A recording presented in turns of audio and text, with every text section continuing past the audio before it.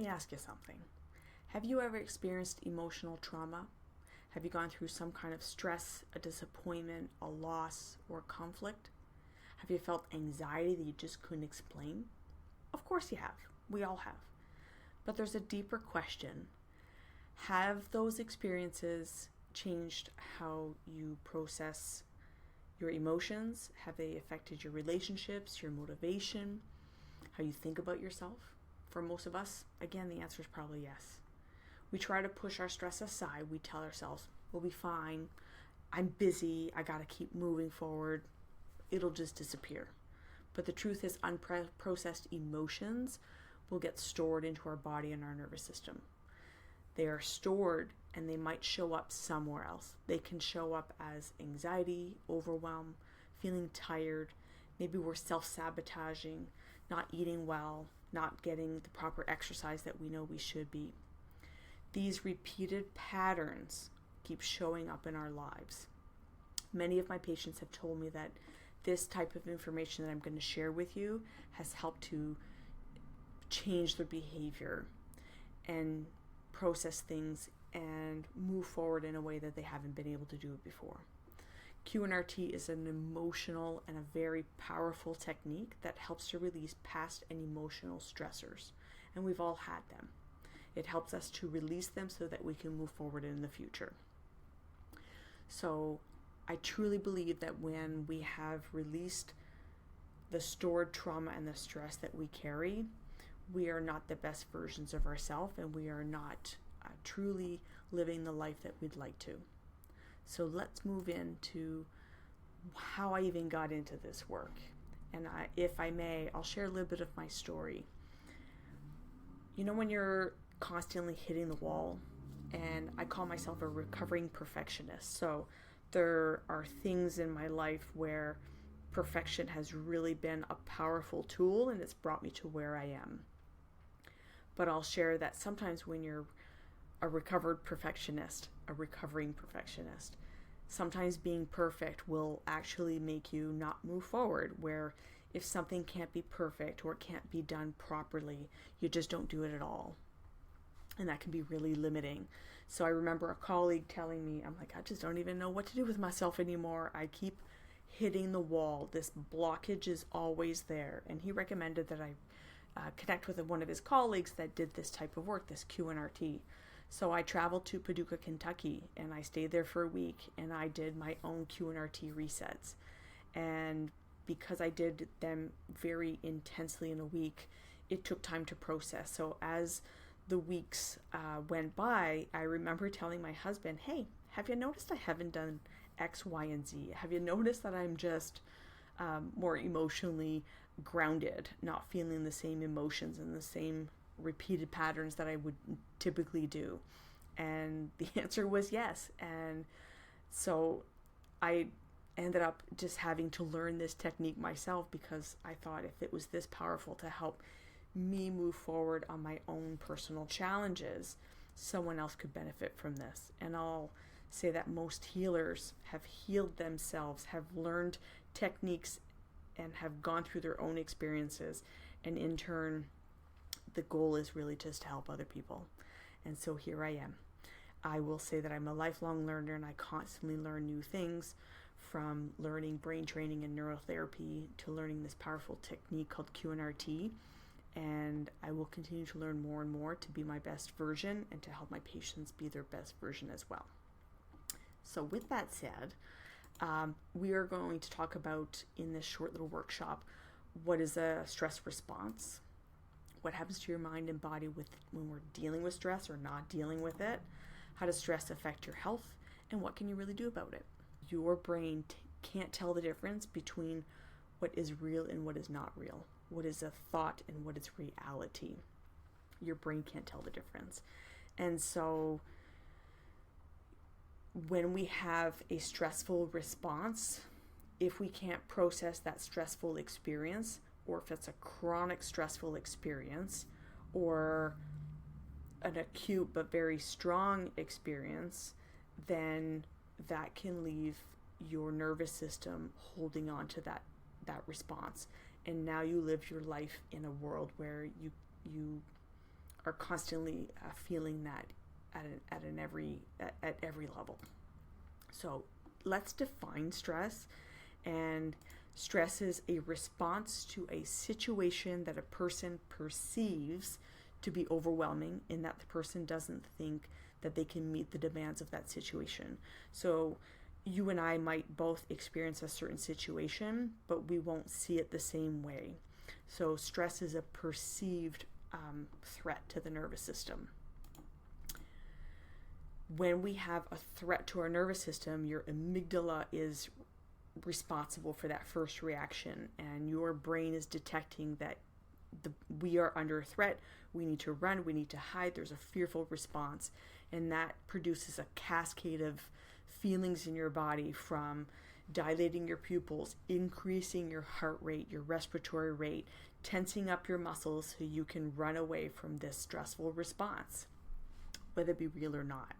So, 1,000 years ago, when we were getting chased by lions, this was an appropriate reaction, but today we're not getting chased by lions anymore, but we're getting chased by fears and experiences that we've had in our everyday life.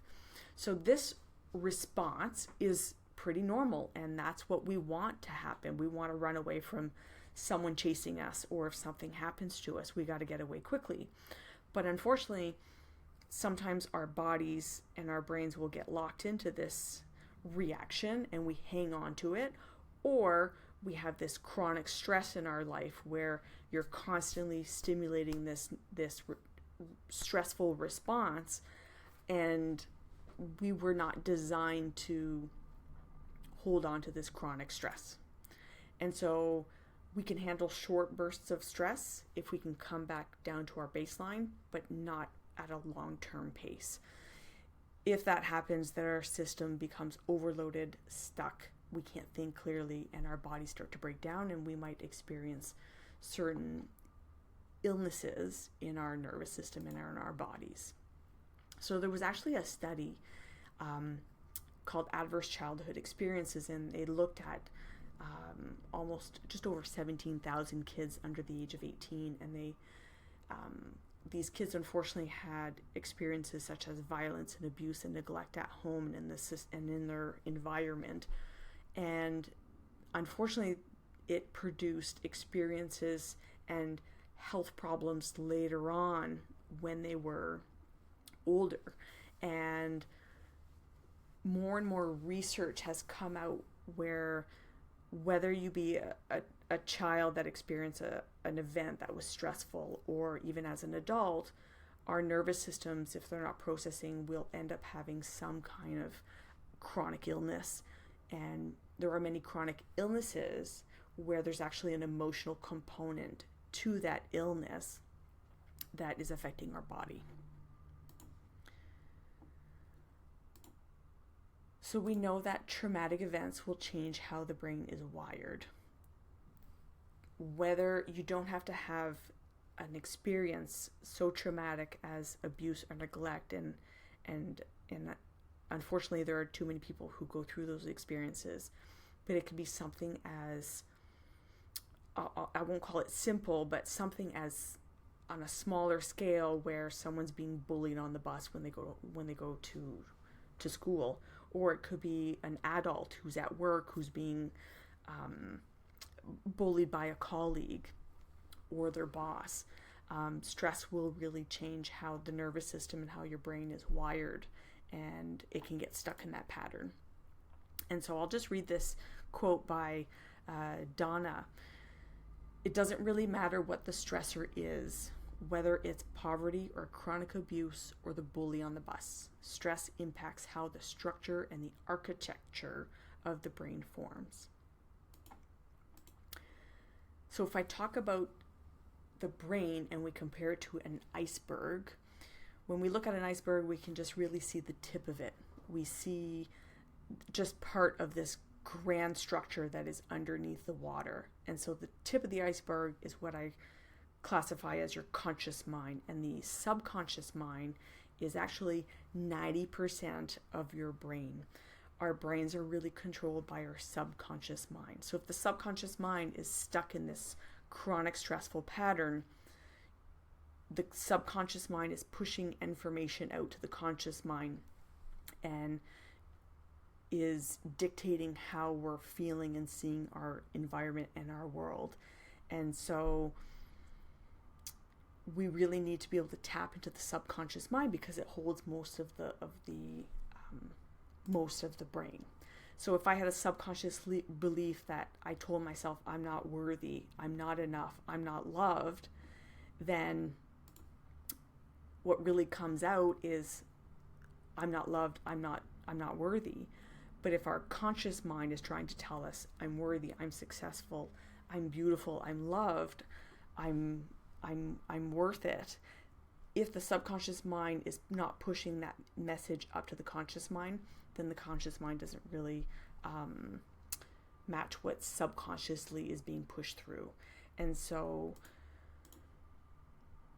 the way that we can tap into the subconscious mind, there are different techniques, and one of the most powerful techniques that I've been able to find and experience myself is this QNRT. So it really is tapping into the subconscious mind. It is gentle, it is non-invasive, and we are creating new pathways in the brain so that the brain can start healing and functioning better. So it doesn't erase what has happened to the person, but it changes how you respond to it. We are resetting old emotional programs and patterns that have been put into place.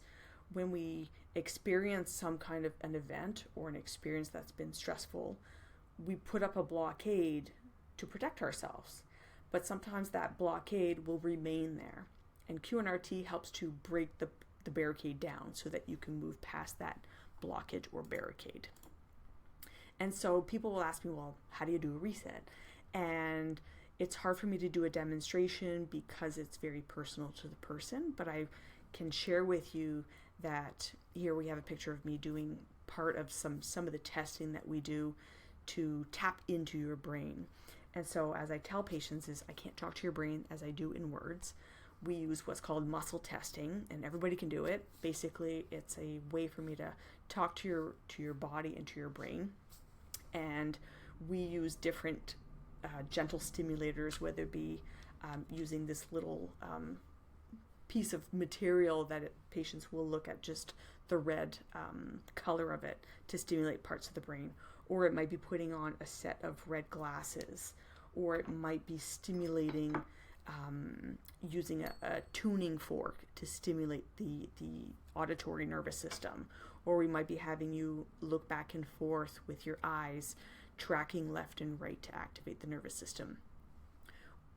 We activate the nervous system, and I use different reflex points that are found on the head and the body to then talk to your body and say what needs to be reset. And I will always tell you that your nervous system is beautifully designed and will always bring up what needs to be reset in priority.